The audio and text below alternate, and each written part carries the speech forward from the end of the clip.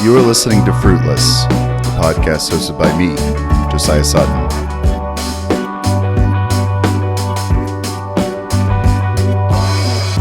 This is episode 9, Learning from Lost Futures, featuring Phil Christman.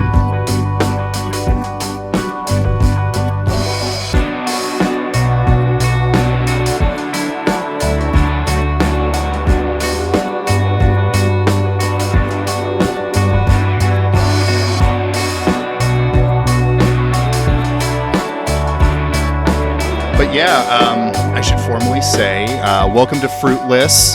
Today I am joined by Phil Christman, author of Midwest Futures and How to Be Normal, the latter of which I have not read yet, but I intend to. Why don't you kind of introduce yourself here real quick? Well, as Josiah just said, I'm the author of Midwest Futures and How to Be Normal, which is the second one's an essay collection. And I teach mostly first-year English at University of Michigan. What else? I edit the Michigan Review of Prisoner Creative Writing.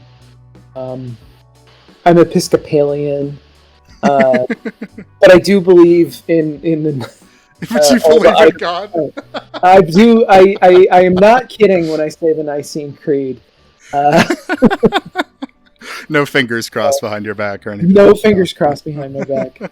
I'm trying to think what else is relevant to this specific. I'm a basically lifelong Midwesterner, except for the 5 years that I spent in the South, which were a strange anomaly. Yeah. Well, so a theme on this show that was, very first episode. We actually talked about Midwest Futures and talked about Midwestern identity. And that's, a topic I kind of want to keep returning to, especially as a, myself, lifelong Midwesterner who's just kind of been trying to make sense of what it is out here. It's very much framed as a place without a history or a place without an identity. And yet it's got that. It's got its history. It's got its identities. And you're one of the few writers that I think is actually really tackling that issue and thinking about it, at least in the spaces that I'm in. I asked Phil to come on and just talk about this, and I just finished Midwest Future about an hour before this interview, so it's all fresh in my head. You've just had the beatific vision. Yes, yeah.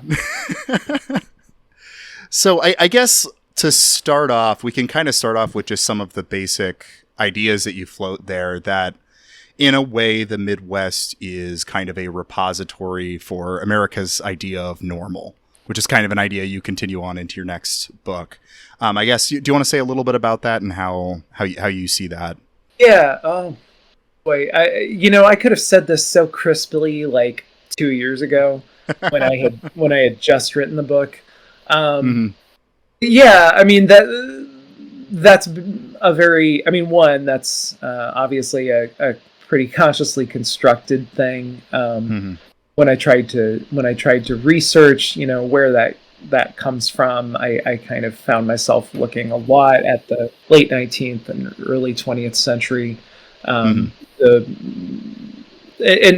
Midwest actually kind of has a moment culturally then where it's seen as sort of the cutting edge of of the United States, and Frederick Jackson Turner, who's, he's as historians go, like, he's a good writer. You see why he was a big deal. There's a lot of racism of the early 20th century progressive sort built into his ideas. That you can't really blink away, but he kind of helps to theorize why that is, that the frontier is the essence of what makes America good and interesting, and that the place where the frontier line has passed through recently enough that people are still hardy, and they aren't decadent, they aren't too effete, they're not too Henry Jamesian yet, The great gender politics on all of this stuff. It's just absolutely great and totally bears scrutiny. No questions. 10 out of 10. You know, but so the place where, you know, it's not like, not that way like the East, the 13 colonies are, but it's also not completely raw and unrefined like California. At the moment when he's right. I mean, the first version of the frontier thesis was the Chicago World's Fair of 1890. Yeah, it was like late 19th century. Yeah. And of course, by the time the frontier thesis argument comes out, even as a formal book, this is already starting to change because it took him a minute. But which, as a person who teaches 3 sections of freshman English a semester, it's like I get it. I totally get how that happens. But yeah, so it's America just fresh enough, just new enough. You know, this is the place where whatever an American is going to be, we're going to figure that out. Yeah. And there's you know, at least as some cultural historians see it, you know, the Midwest kind of has a moment from about when Turner first writes that, up through about the 20s, whereas by the 20s we're already starting to hear about the Midwest as a little bit old-timey, and the thing it's starting to become the place that you leave to go to New York if you want to be important. Right. It's your old Ohio home. Right. So, you know, that moment passed very quickly, but it's like that's kind of the first layer of theorizing about the Midwest.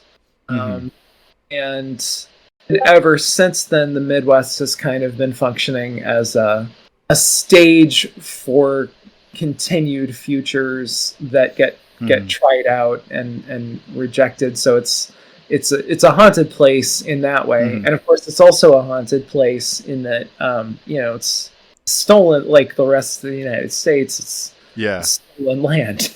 Right. So, right. Yeah. That also counts. Right, absolutely. I mean, the Midwest is the place where the future of America was kind of tried out. And, you know, you throughout the book kind of try to reclaim some of the weirder aspects of that history, because when we think of that, we think like Little House on the Prairie.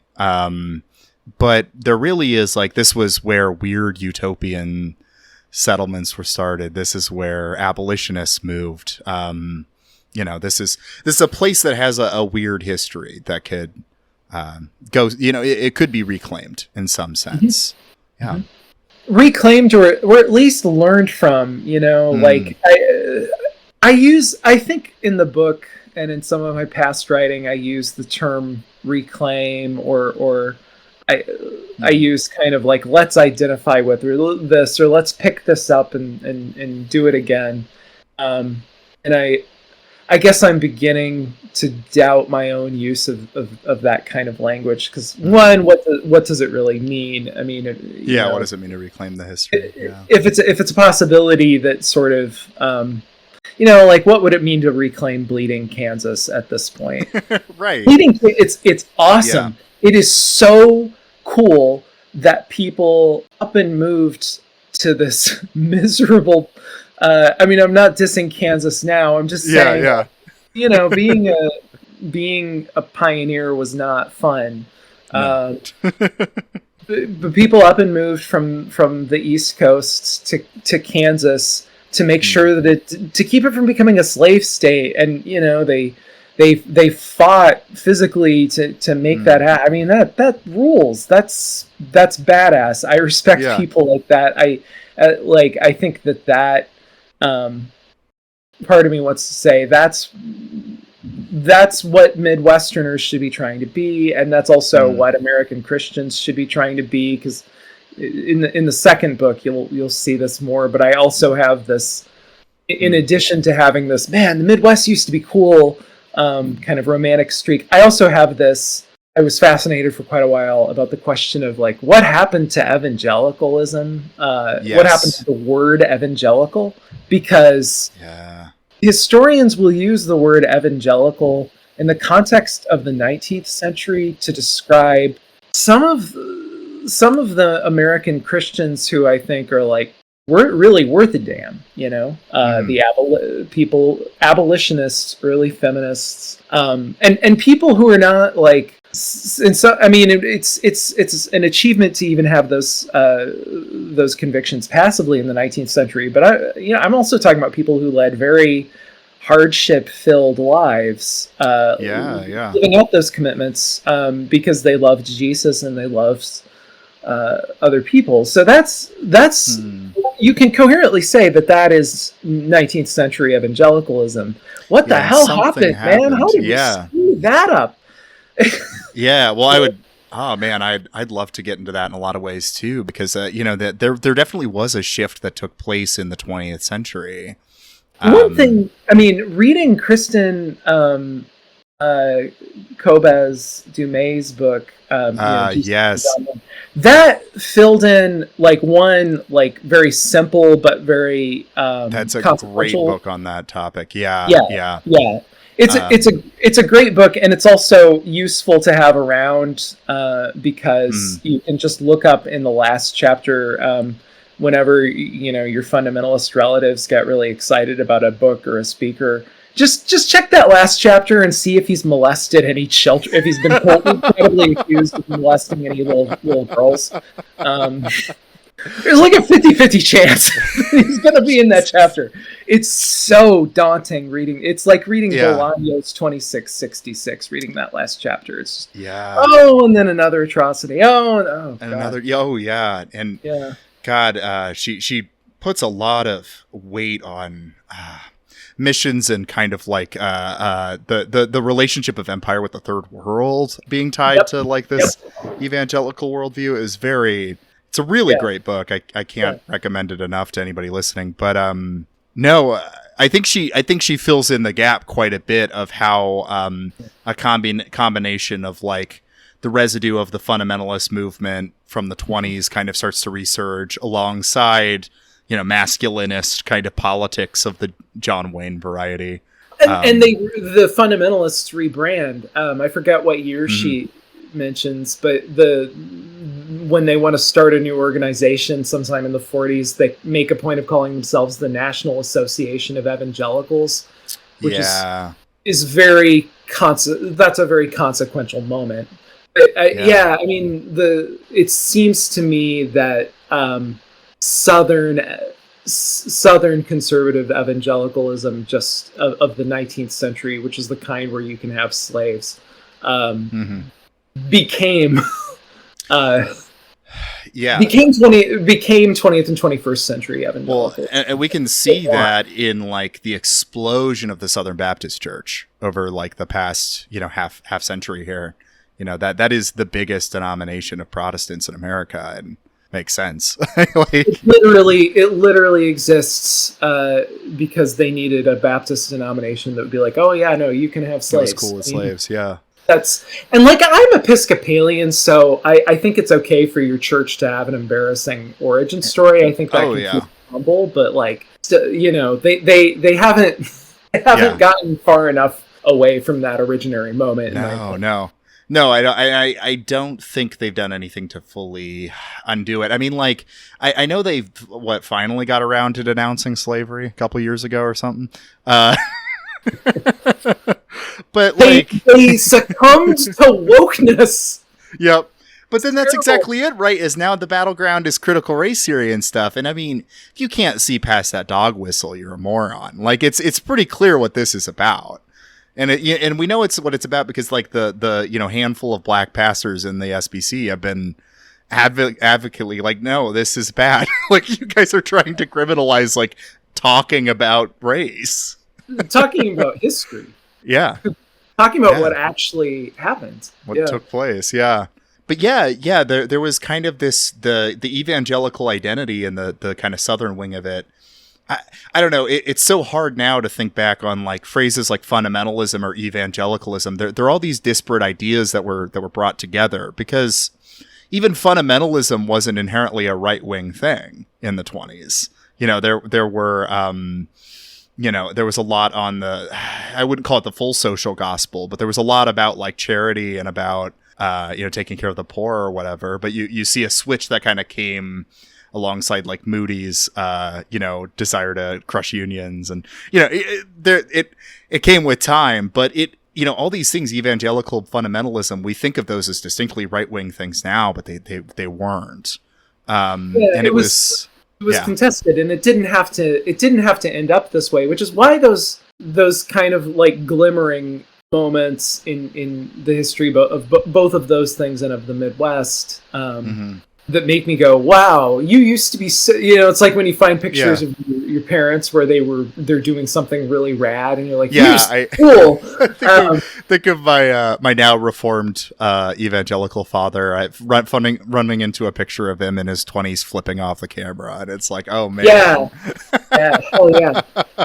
it's like I don't know, maybe this is a Gen X music fan thing, but I feel like for a lot of music guys my age, there was a moment when you hear any Rod Stewart song from before about 77, 76, and you're like, what did they do to this man? What happened to him? Yeah. Oh, yeah. And I mean, I think you know, people who are only aware of John Lydon from, you know, the butter commercials and his Trump endorsement, you know, it's like, yeah, no, like the first 3 Public Image Limited albums were totally awesome. Yeah, they were great. Yeah. No, but anyway, like I get really hung up on these moments, but I also, I don't know if the language I should use is so much return to, because that sounds a little nostalgic, as draw inspiration from. That's a great, you know, that's a good way of putting it.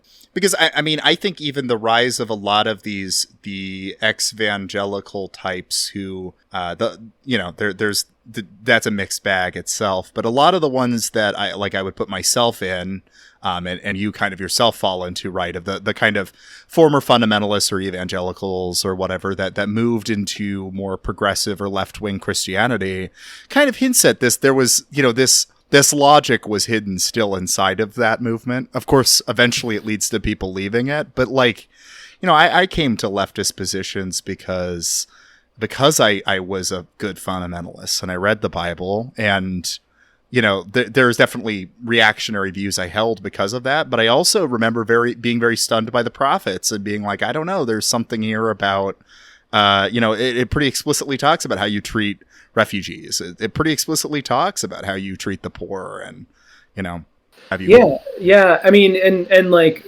you know, I fight with my dad a lot because he's a fundamentalist, and he's read all the books, and so he can fight me on the details, you know. But you know, one thing I always will really love about him is that, like, he doesn't do, when he's walking through like a busy like center of a city, he doesn't do the thing that like a lot of my progressive Ann Arbor friends do, where he just walks past homeless people who are asking for money as though he doesn't see them. He responds to every request, even if it's with a no, or I'm sorry, I can't. You know, he really wants to give every poor person who asks his money, which I would not say that that's super characteristic of fundamentalists that I've known in general. I would also say it's not very fucking characteristic of, certainly not of like centrist liberals, and not enough characteristic of leftists. No.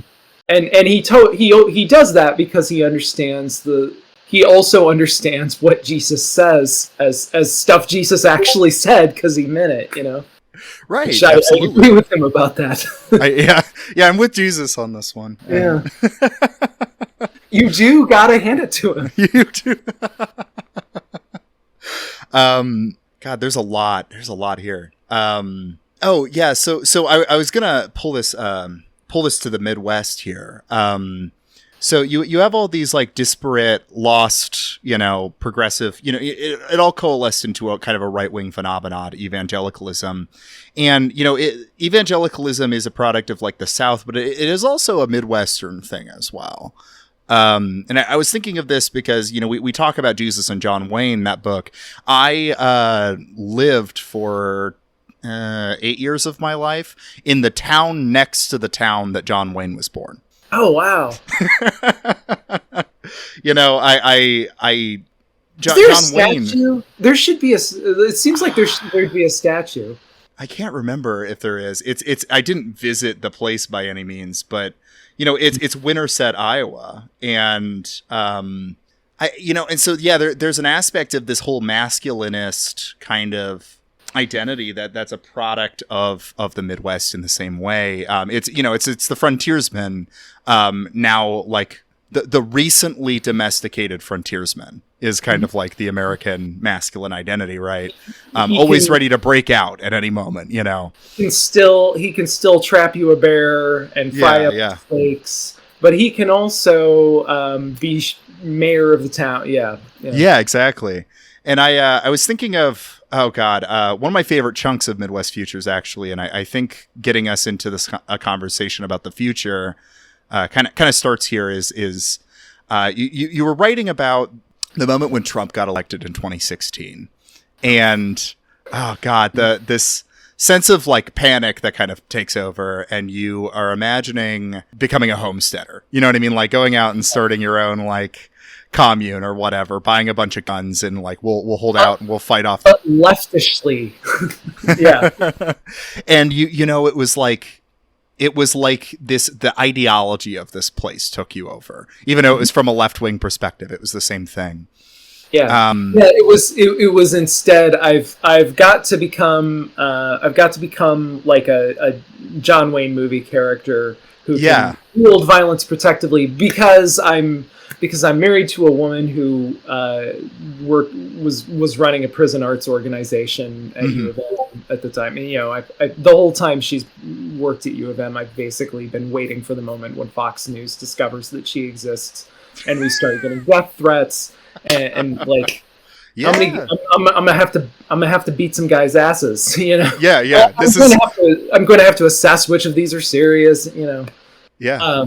And we were letting a couple students who, for various reasons, needed a place to stay with us, and they both happen to be black guys. So it was like, this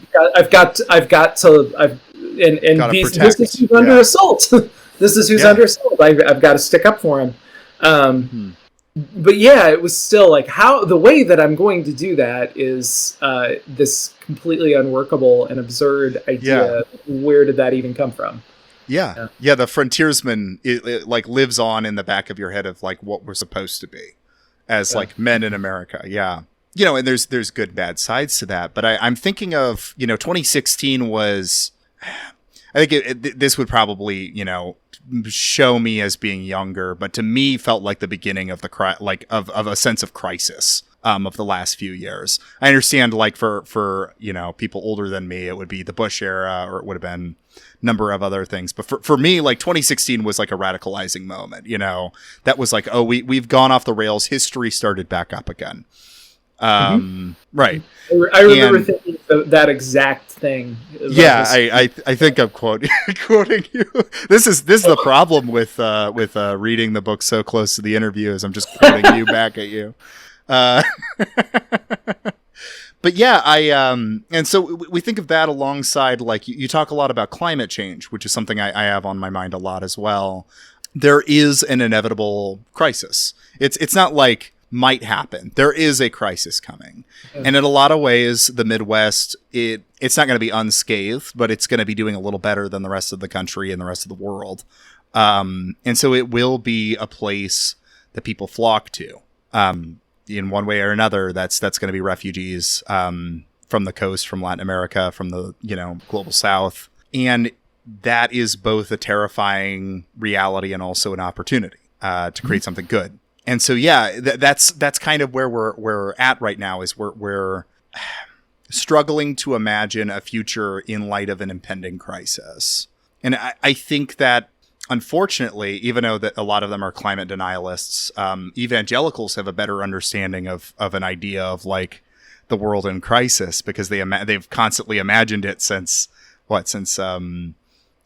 probably since the beginning with the millenarian movements. But it's always the wrong, or it seems like that's an overstatement, but it's often the wrong crisis. Yes, I realized a little while ago that that it's probably a mistake to like reading yourself as the protagonist of the book of Revelation that's gonna mislead you. That's a status God decides to award you. And right. not, yeah. But that's what a lot of that is. It's like, okay, how can I reverse engineer a scenario by which the government's going to persecute me, rather than who is the government persecuting? Yeah. Like, who is the government actually persecuting right now? Which is not you. Not you. It's gonna be the immigrants, and it is currently like LGBTQ people, as we're seeing kind of this spike in anti-trans, anti-gay legislation everywhere. Yeah. I mean, and that's the conservative, like, liberals and centrists off the hook either. I mean, the turfism is not a. Turfism is a reactionary movement, but most of the people who are true turfs in the sense of believing that they're coming at this from a radical feminist perspective, they would consider themselves to be liberals, even though like a lot of them are not keeping that company anymore. No. That's been a special. Like, I guess I hoped that maybe because I don't even know what would count as a fundamentalist proof text that you absolutely can't be trans. I mean, maybe I think somewhere Paul says something mean about cross-dressing depending on how you translate it, and so maybe that's how you'd go about it. But like, I mean, that it doesn't seem like I mean, even for an issue like ordaining women, you can at least find things that really, really look like proof text against that, and you have to kind of step out in faith and say, well, okay, but taste, I think the Christian epistemology is taste and see, and women preachers are doing a lot of great work, and they're not doing it by the power of Satan. So I guess here we are. Yes. And I think you have to. That's ultimately the path by which I,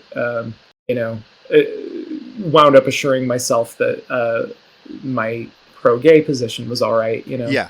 It seems like you don't even have to do that with trans issues, but like I mean, those issues seem to freak people out more than anything, and it just sucks. And then always perennially. In the United States, who is taking punches is working class Black people and Black people, or generally. I mean, that's one place where you actually could say Christians are incidentally persecuted just because that's the most devout demographic. Yeah. You want to talk about there's this fear that like a terrorist is going to come and shoot up a church. That was something that, was really, terrorists. There's gonna be a night of violence at crisis pregnancy centers. Yeah. Sure. Yeah. But then, you look at like actual, like where the church shootings have happened in recent years, it's been Black churches. It's been there was that, white there supremacies. Was that case a few weeks ago. I don't. There was a church shooting just a few weeks ago at an Episcopal church, and then I'm trying to remember where it was. And my impression, I just remember being struck, like, yeah, this seems to be a break from that pattern. But yeah, in general, well, there was a smaller shooting, actually an hour north of me, at a evangelical church, but it was, I believe, either a congregant or a former congregant, killing his ex-girlfriend, I believe. So it was much more tied to like the and troubling because I'm familiar with the church, and so it was troubling because it's like I don't know. Yeah. I'm not going to hold a church responsible for that choice an individual made, but I can see in the theology where he got that rage against women. You know, I don't know. There's definitely like a violence kind of hidden under Midwestern evangelicalism. But yeah, sticking up for, in those cases, the real people that you see persecuted, it's going to be, all the people that the evangelical Midwesterner is often afraid of. And I think of, one thing that's kind of interesting, if I'm correct, Midwest Futures came out in 2020, right? And it would have probably been earlier 2020, right? It came out right at the beginning of the pandemic. That's right. Okay, so I was one of those writers who had to be like, don't think about what this is doing to your book sales. Don't be an asshole. Don't be an asshole. So one thing that's kind of interesting that hadn't happened while you were writing is the explosion of the protests that coming summer. Which is, something I think I am constantly relitigating, in part because being at the age I am, that was probably the first big political explosion that I was part of. And, there was something kind of interesting that I feel not many have talked about, that it broke out in Minneapolis, of all places. It broke out in the Midwest, which is, the repository for normal is where this kind of the violence, police violence started to really get pushed back against. And then, of course, it got bigger in like New York and, bigger cities. But, I was stunned participating in the protests here in Des Moines, Iowa, how militarized our police were. I never thought I would get tear gassed in my normal city. And I think it was something stuck out to me because you noted that, as you talk about the South, a lot of the race-related violence that takes place is these like, lynch mobs. They're like, there's kind of that history. As in the Midwest, it's often riots that broke out. And so I don't know if you have any connections that you see there with that kind of history, that's exactly what happened. It was riots in the Midwest that broke out this, what would eventually be an international movement for a summer. I don't know. Do you have any thoughts on that? Yeah. I mean, Minneapolis, like, I happen to have lived in the Twin Cities for a couple of years in my 20s. During the period, a lot of people who wind up in academia do this, where it's like, oh, I'm a big nerd who loves books, but academia is so elitist and disconnected from the people, and so I've got to do literally anything else. And I tried to browbeat myself into becoming a different kind of person than I am, and it just didn't take. But so during this period, I was working at a homeless shelter, and that was around 2004, 2005. And so that's when I learned that it embarrasses me to admit that this was a surprise to me at the time, but very, very liberal cities can have incredibly racist police and long histories of racist policing, and also classist. I mean, the white clients at the homeless shelter got slapped around and beat up too. Every time I came to work on a Monday, something unspeakable had happened to somebody or somebody that somebody knows over the weekend, and I was like, I was so dumb. I was like, they can't do that. That's terrible. How did they get away with that? Don't the voters? A lot of white liberals don't know. I will still maintain that. I mean, people want to say, oh, they know. They just some don't know. I mean, I didn't know.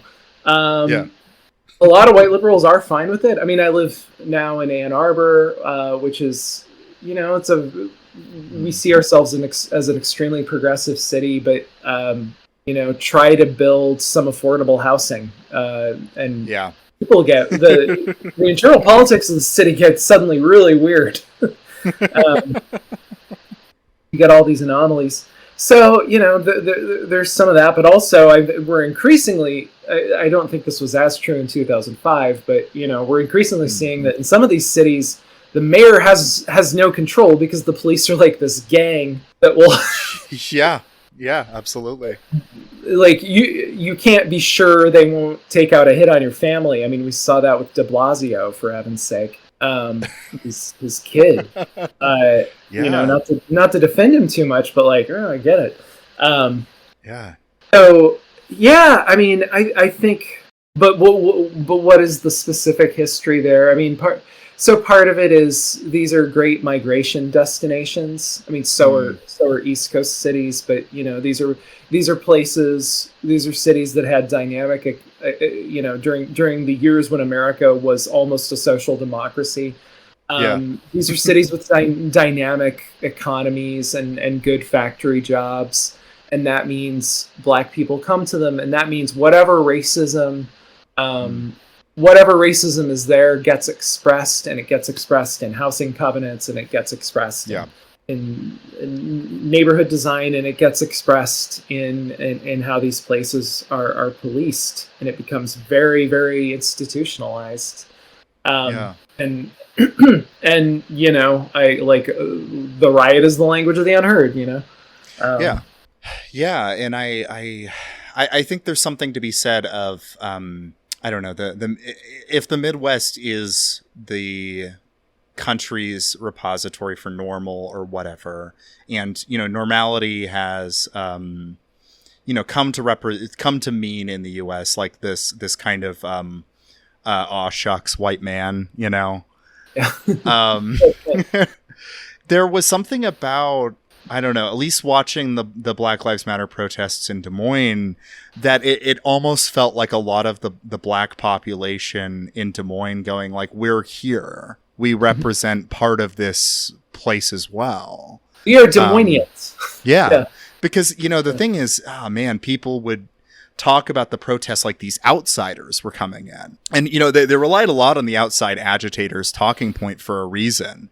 And it was because they didn't want to think of these people as part of their cities when they were, and there was a big effort to do a lot of these protests on like the south side of Des Moines at one point, which is a lot more Black than the north side of town.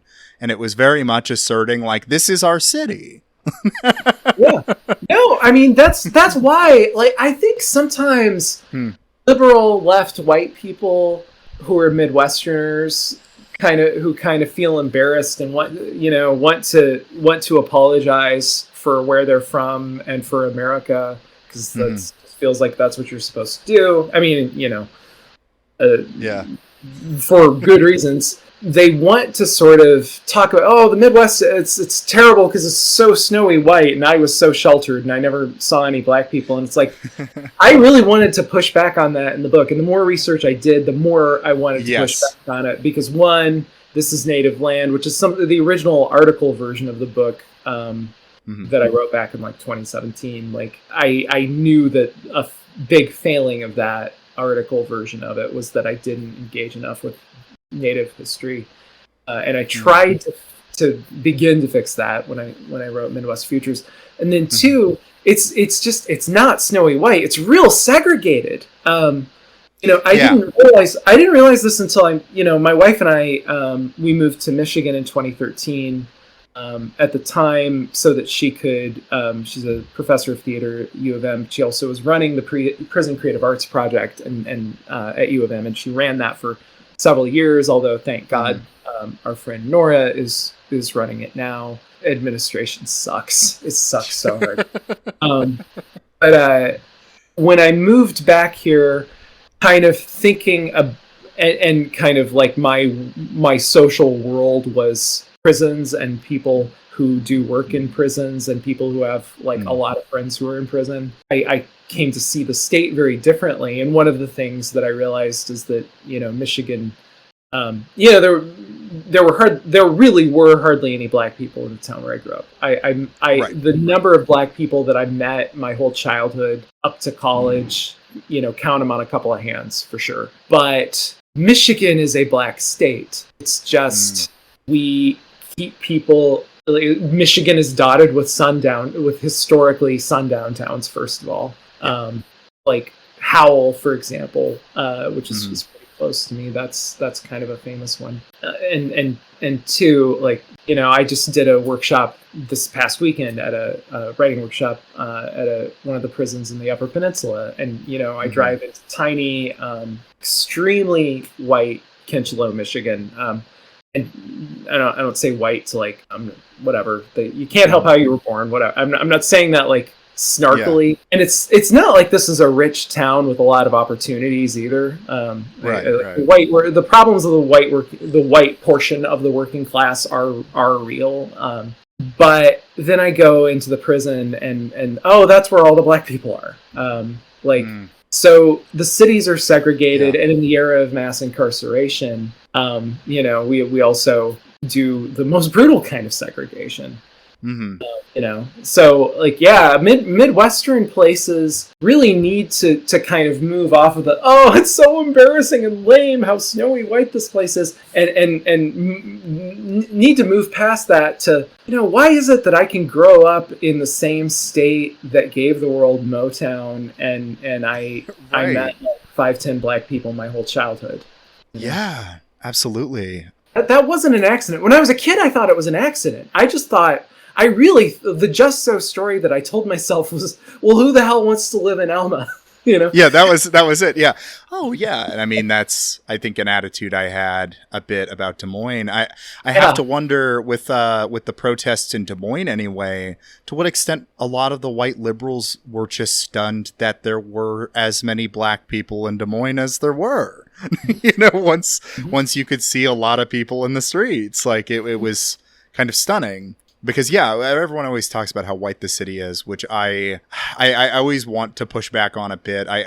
It is a white city for sure, but it is also a black city. It's also got a pretty large Latino population. My mom's side of the family is married into a handful of Mexican families, so I had that knowledge at least of the Latino population, but that like, this place is so white meme can be a way to keep from moving on to that work of like, why has this group of people been funneled into the worst neighborhoods so that they're here and this is their city and I don't see them and they don't have as nice stuff as me. Which I think that's the conversation you got to have. Yeah, and I think it's a worthwhile kind of history to bring to the forefront, because I'm thinking of there's been a little bit of it in Des Moines lately. A really fantastic article with, I think it was with Little Village, I think is the name of the publication. It's a small publication here, where they talked about some of the kind of bustling historic black communities in Des Moines that had been destroyed during the kind of the explosion of the city. When they started, they built, highways right through it, and they, whatever. There's like a mini version of Robert Moses. Exactly. Yeah. There was like the Robert Moses hit Des Moines in many ways. There's these streets that I drive on. Ironically, a neighborhood right next to what is called Martin Luther King Jr. Drive. That's so comical. it's yeah. I mean, there's little neighborhood there that has just been like essentially gentrified, and then it will cave in economically and then become a poor neighborhood and then get re-gentrified. So it's a really weird neighborhood, because it was like a former kind of like former black jazz area happened there, and then like in the 1920s they like destroyed it and put like hotels and stuff there. And then those hotels would house like opera singers and stuff. And then through some economic shift that I don't remember exactly the details, those became apartments. And so now, you can buy a cheap apartment in this, area, Sherman Hill, that is a former opera apartment from the 1920s, or, opera, hotel for opera singers. And then now, because of that, all of these mansions that were there are subdivided up into apartments, but then people are moving there because it's a cool and hipster thing to do, and now the prices are going up there again. It's just this endless cycle of, I don't know, relitigated history. Yeah. Anyway, God, there's a lot of different directions to go here. I don't know. Is there something specific you wanted to bring up, or? Yeah, I mean, it's funny how like quickly a book, well, at least for me, the Just book disappears. Yeah. Yeah. It's like, oh yeah, I wrote that. That was cool. So yeah, I don't know if I have anything. I was like, oh Yeah. Soviet Midwest Anglican. I'm gonna get along with this dude. Right. Yeah. I'm saying yes to that invite. Oh, one thing you kind of mentioned, you lived briefly in the South. You talk a bit about this in the book. What do you think is like kind of a distinction between Southern culture versus Midwestern? Like, what do you do you think there's kind of a really meaningful distinction there? Because there is, but like, I don't know. As we talked about the evangelicalism, it kind of blurs a little bit at times. I mean, I do think like the Southern plantation owner's fail son, the politics of that person has spread. It's like some science fiction movie or a horror movie where like one malign spirit has somehow like replicated himself across the country. Like I blame him for free market economics. I blame him for so many things. I would like to kill him with a shovel.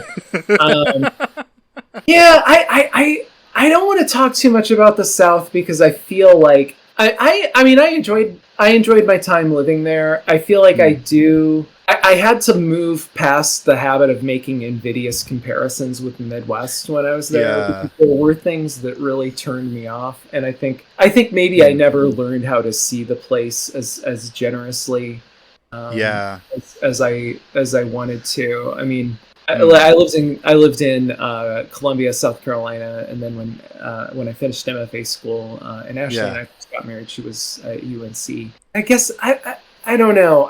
I was put off by the way that really, really committed Southerners will lecture you about how hospitable they are and how inhospitable and cold and unfriendly y'all up there are. It's like, you're insulting me. This doesn't feel hospitable. Fuck you.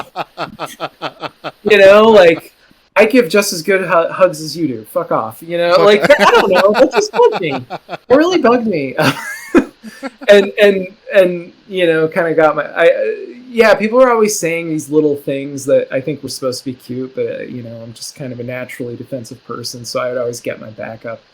And then I will say, like, although this is less true post-Trump because, you know, he kind of it was like the call to all the Nazis to be like, yeah, I'm a Nazi now. Triggered. Yeah.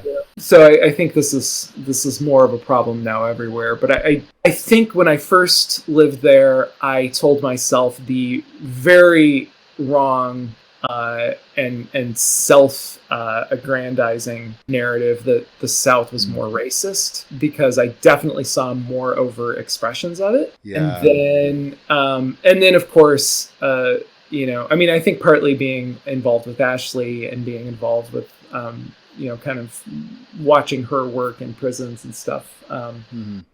You know, she would come back from trips to visit follow along with what the Prison Creative Arts Project was doing before she got that job, and she would be like, "What the hell is going on in Michigan? We have a huge black population, and you seem to have completely siloed it." And I'd be like, "What? No, just black people didn't want to live in Alma. I didn't want to live there either." You know, I had my dumb theory.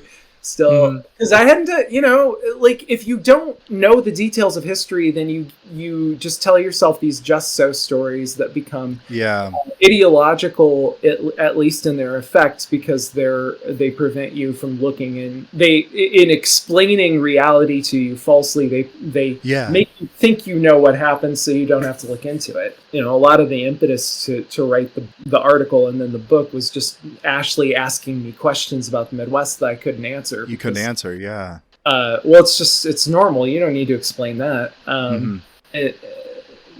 So yeah, I mean, I think having those conversations kind of helps me begin, and also remembering what I'd seen and heard in Minnesota helped me begin to get over that, and also just trying to be like, okay, let's not be like completely self-serving in the way we look at things.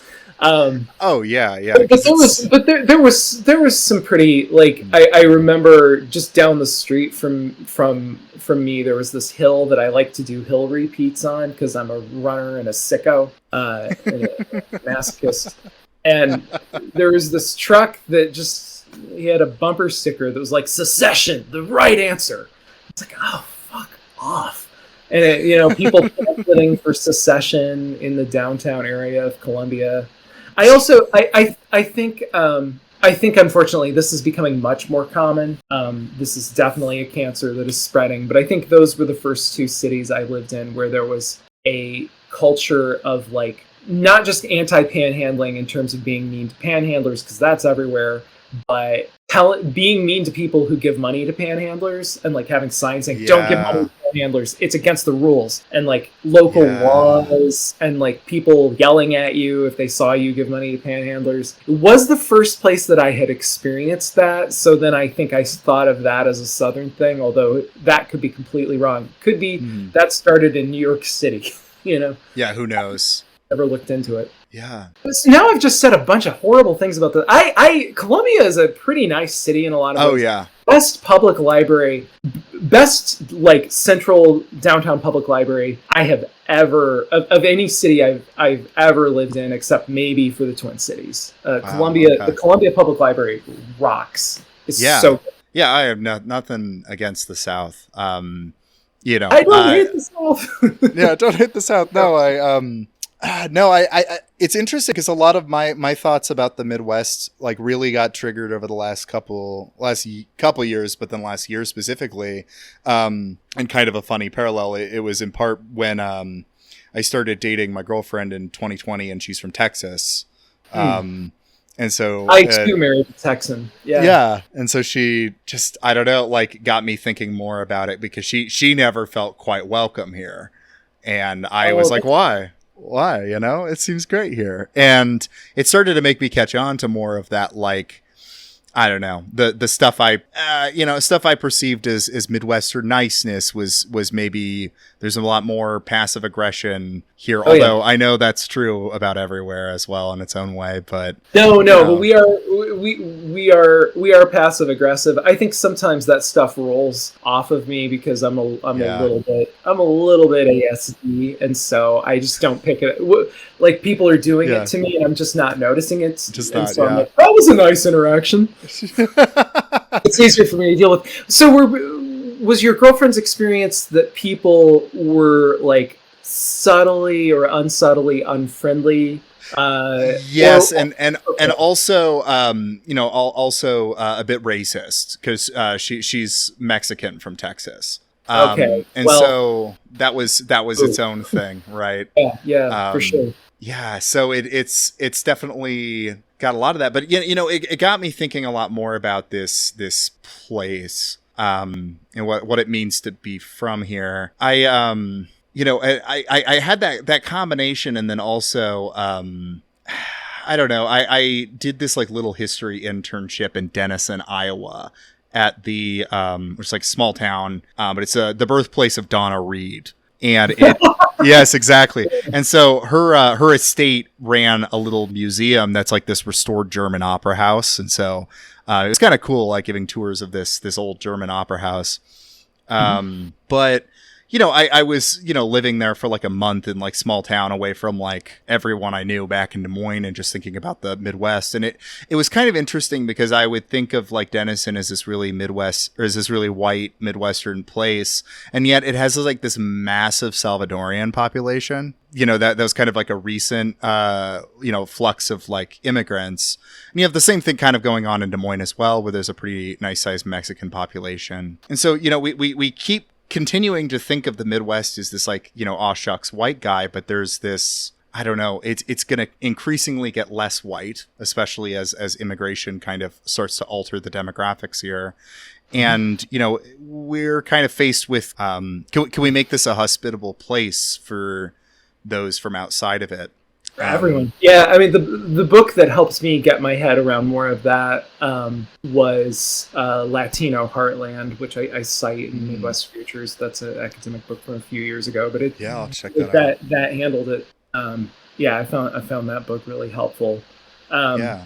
Yeah, I mean, right. How do we, and also, I mean, I mentioned kind of the housing issue here in Ann Arbor. I mean, some of that is also, that is not only how we adapt to climate change, because we've made stretches of the world, like we're in the process of making them uninhabitable. Yeah. And those people have to come somewhere, and it should probably be the rich country that screwed them over, quite frankly, from a justice perspective.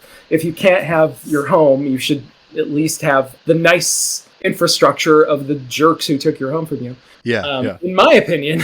And then also, like, that is also how you cut emissions. Like, that is one of the best way, like building up, not out, etc. Like, that's one of the things, and that's one of the things that cities can be doing, no matter what the clowns in Washington are up to. You know, like that's a project that you can constantly be advocating for.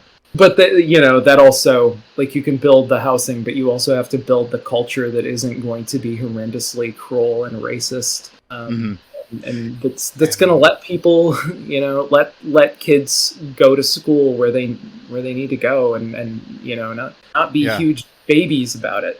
Yeah, absolutely. I think in part that's important for those who I think live in the Midwest, is to kind of find ways in which you can fight to make this a hospitable place, because the need for that is coming sooner rather than later, as climate change kind of, increases the rate of immigration or whatever. There's going to be a point in which the Midwest is fundamentally going to be something different here in a couple decades, just like by the nature of this. And there's going to be a lot of people that, like, the 2020 protests kind of showed, there's going to be a lot of state violence and people wanting to maintain this more and more asinine notion of normal. We see that in the attacks on gay and trans kids as well.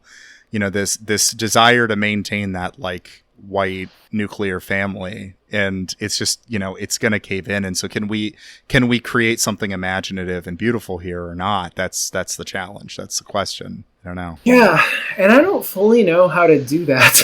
I don't either. Oh, that sucks, because I brought you on here to answer that. So I know. Sorry, dude. Good thing you're not paying me without earning my salary. I mean, yeah, like I don't know. I'm frustrated. I get frustrated a lot, because I feel like, on the one hand, white fear, to some extent, everybody on some level fears change. Everybody resents death. Everybody is a little bit sad at the idea that the neighborhood of their birth no longer looks the way it did when you were born. Like, I think that is just kind of the human condition. It's not specifically white. And then those feelings gets turned into a potentially solvable problem if we're just mean and violent enough, by right-wing politicians, and also by centrist politicians. I mean, there's way too much of Biden has changed some things about Trump era immigration policies, and he's left some things in place. A lot of it the same. And he's able to get away with that because so many people tell themselves the story, the kids in cages, that was a uniquely Trump thing, and we never have to worry about that again. I wish some of those cages were built by your buddy Obama, Yeah. I think every power wielder exploits those feelings, and so then you have real human needs and problems and real exploitation that is happening within the white working class. And so part of me wants to advocate. I mean, you have to confront evil, and that's just non-negotiable, but part of me wants to advocate a politics of, like, trying to reassure people and explain to people where we can, as respectfully as possible, that all this social change, you don't have to be afraid of it. It's like, this is not why you're struggling to pay your bills. You're struggling to pay your bills because of capitalism. Like, join me. And I want to keep that hand, because those are my people. It is It is such an accident of, it's like such a couple of lucky breaks that are why I am not like working at Walmart like my dad did for so many years. And like my shoulder's fucked up and now I'm kind of hitting the Vicodin too hard. And that could be me so easily. And like, that's a suffering human being. And somebody needs to treat him with dignity. And then at the same time, like, I'm very, very sympathetic to the argument that we spend too much time catering to the emotions of rather than the material needs of a white person who's nostalgic. I don't know. I mean, this is probably not a question that can be answered in the abstract. No, I think it's probably something that needs to be kind of struggled with, actively. Completely. But I think that is important, because I'm thinking of the semi-controversial Sam Adler-Bell piece he did recently about wokeness. Oh, what was that, a few weeks back, where he was talking about the language we use to talk about whether or not it alienates people. It is a really great piece, but people just didn't like that he used the word wokeness in it. But it was a really great piece, and he has this chunk on it about that necessarily leftism is an invitation to like it's a risky proposition. It's an invitation to somebody to look at the world in a counterintuitive way. And so there's something challenging about that necessarily, but if you're a good communicator, you should be able to explain why we should conspire together to do something good, to make the world better than it has to be. Yeah, I mean, I agreed with the fundamentals of Sam's piece. I love Sam. Sam's a great dude. It kind of hurts him getting accused of being someone he really wasn't. I do think using the word wokeness was probably kind of an unforced strategic error on his part, because because like, I don't know, that was a piece of I do kind of feel bad for like how quickly like black people lost that word. Yeah, that's true. And it became symbolic of something that like it didn't really like when a black person said woke in 2012, it did not mean your HR director doing a fucking land acknowledgement that they don't mean. Right? Yeah. I mean, the language conversation on the left gets really weird, because people will say like, oh, you don't trust non-university people to understand these terms my grandmother understands these terms, and people can look them up, and Google's your friend. And I'm like, no, I think actually my concern is not that people can't look things up, but that like some of our language just sucks. You just shouldn't have to look it up, because you could say what you want, what your actual program is, like more forthrightly, but in a less dramatic way, or in a less sort of pseudo. I mean, I think that it's just the style of. I use the term portentous inexactitude that we get from sort of 80s, literary and cultural theory, a lot of which came from the French. I mean, I just think it's a bad style. I want political language. I don't want political language to be where we deal with things that are irreducibly vague. I want political language to, like, I want the language of a political program to like tell me what you're going to do, and where the resources are going to go, and I want it to be very concrete. And a lot of left language, like if you say you're gonna decolonize, I don't know, give me an abstraction that we can decolonize. But people talk like this. I'm going to decolonize metaphysics. Like, what does that mean? mean? Tell me what you're going to do.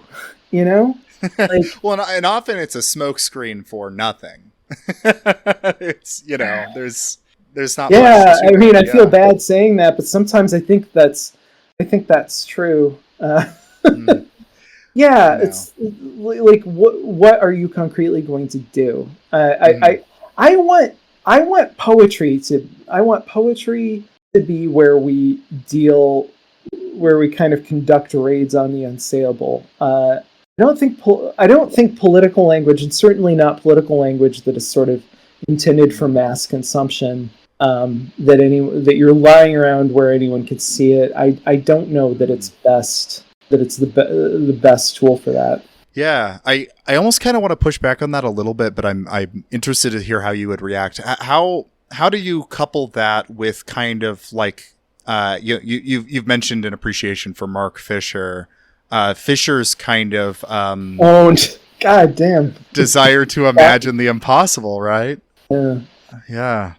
Well, first of all, like capitalist realism isn't exactly like I don't know how much I would say that it has a program. It's been a few years, but it's. I guess I file it under cultural commentary. It's an attempt to name what's happening. Yeah, that's a good point. I do enjoy Mark Fisher, and he is. But I don't. However, I don't think like DSA outreach stuff should necessarily be written like Mark Fisher. that's a good point. I'm talking about like or if you show up at a DSA meeting and you're about to discuss like, do we get involved in this campaign or not? I don't know that the Mark Fisher register is the register I would immediately start speaking in. I think he has value, and I think probably. I mean, Fisher is someone who's actually caused me to suspect that there's some value in writers I've previously been really dismissive of. Yeah, I'm not sure that value is. It's certainly not like creating a language that we can use to kind of hash out strategy and plans together, I guess. Sure. Does that distinction make sense? No, that's a good point. And I would also say there's a bit of a trickiness to me even pushing back that way, though, because I think Fisher's actually a lot more readable than I think you would realize from his fans, because I do think he does go like, hey, why is it that my students can't pay attention? Yes. Why are my students so unhappy? Yeah, it's very... Yeah, it is actually a lot more tangible than I think people give him credit for. There's a side, I think earlier on, when he was more unreconstructedly part of that, what the hell are they called? CCRU? Yeah. Yeah, with Nick Land and all them? Yeah. What a sweet and sour... taste sensation that's been. I mean, if you were in CCRU in the 90s, you've either become like the coolest, nicest, most interesting person. Not just Fisher. I mean, a lot of terrific writers have come out of there, and also terrific posters. People who like maybe I'm not as crazy about their books, but they're just nice people and really interesting.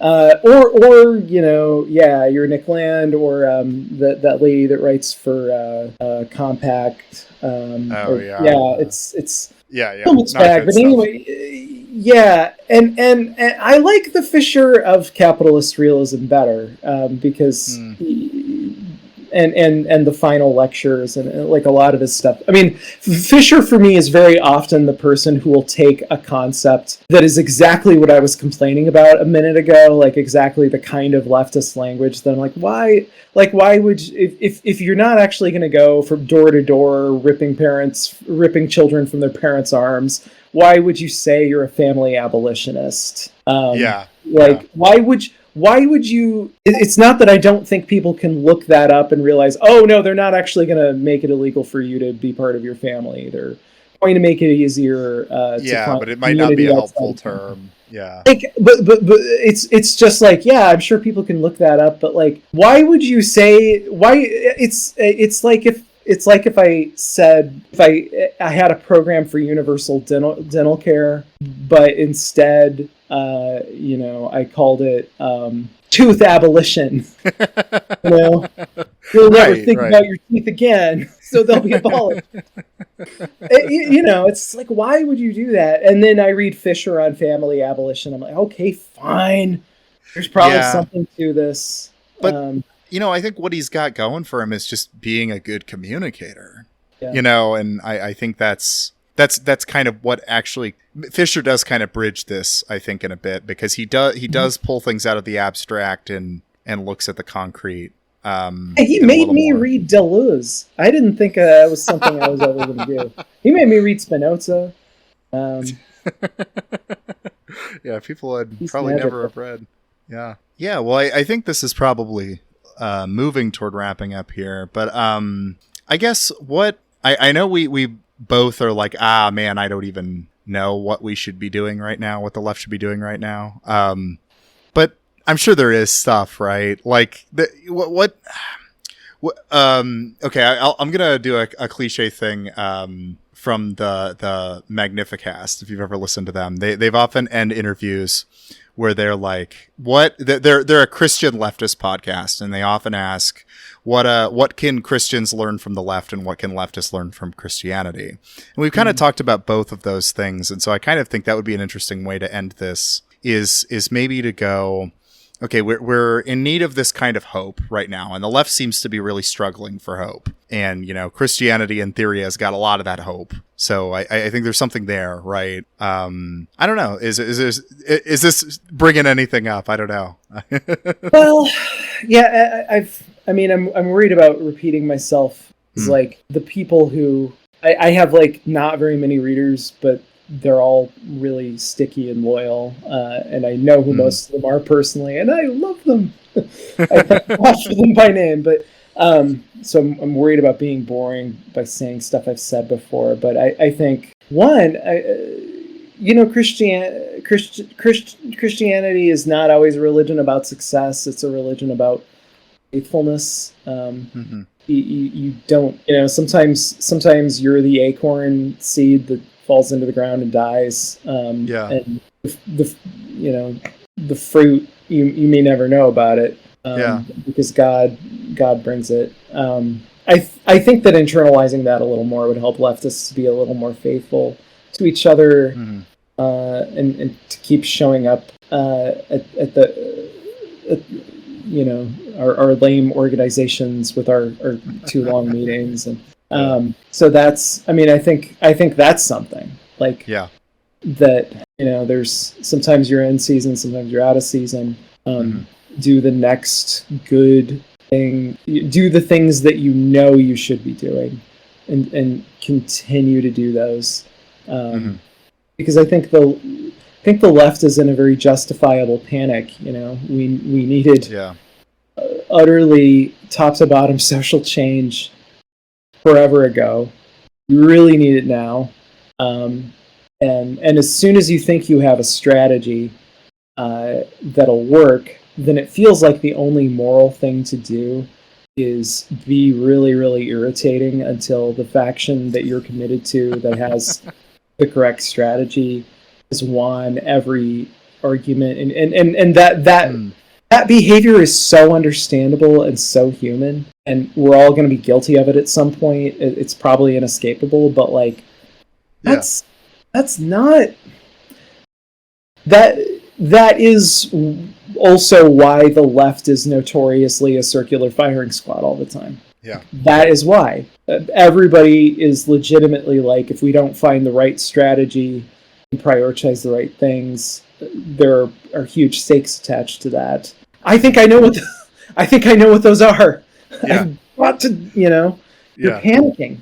And so I think a little more emphasis on just faith and continuing to do the things that you know you can do that are concretely good. Whether that's local union struggles or local mutual aid projects or